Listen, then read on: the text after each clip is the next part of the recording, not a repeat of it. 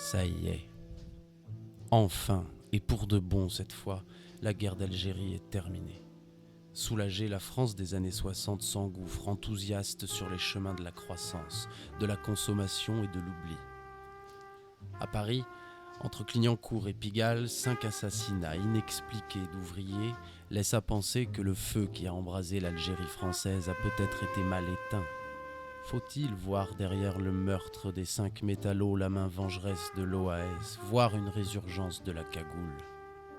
Sous la pluie du quartier de son enfance, l'inspecteur divisionnaire Claude Fourier, en proie à ses propres démons, mène l'enquête, loin, si loin du soleil d'Alger.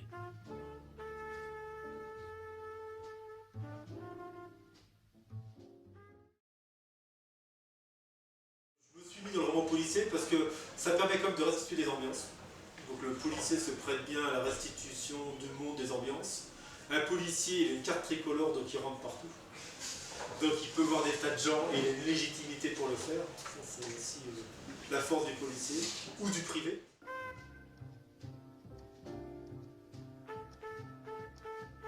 Il y a des maîtres quand même dans le polar. Il y a Léo Mallet. Léo Mallet, il a repris une vieille idée de Gensu, c'est une histoire par quartier.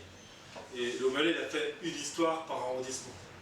Donc, il y a des Léo Mallet qui se passent entièrement dans le premier, dans le deuxième, dans le troisième, dans le quatrième, dans le cinquième. Mais Léo Mallet, qui avait vieilli et qu'on avait déménagé contre son gré, il y a 4 arrondissements dans lesquels il n'a jamais été. Les 4 derniers. Qui sont le 18, le 19, le 20 et le 7e, qu'il n'avait pas inspiré. Donc voilà, c'est un petit clin d'œil au Malais, c'est de dire voilà, j'ai fait le 18e et puis actuellement j'en ai écrit un sur le 20e arrondissement et puis peut-être voilà, 40 ans plus tard et avec beaucoup d'humilité, il serait de combler les 4 arrondissements que le Haut-Malais n'a jamais couvert.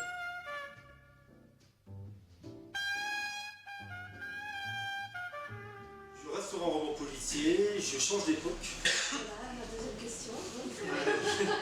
Voilà, et donc je reste sur le même personnage et je le fais vieillir de 16 ans, donc il va se retrouver à l'aube des années 80, dans une période troublée qui est celle du terrorisme politique. Carlos. Qui est l'époque Brigade Rouge.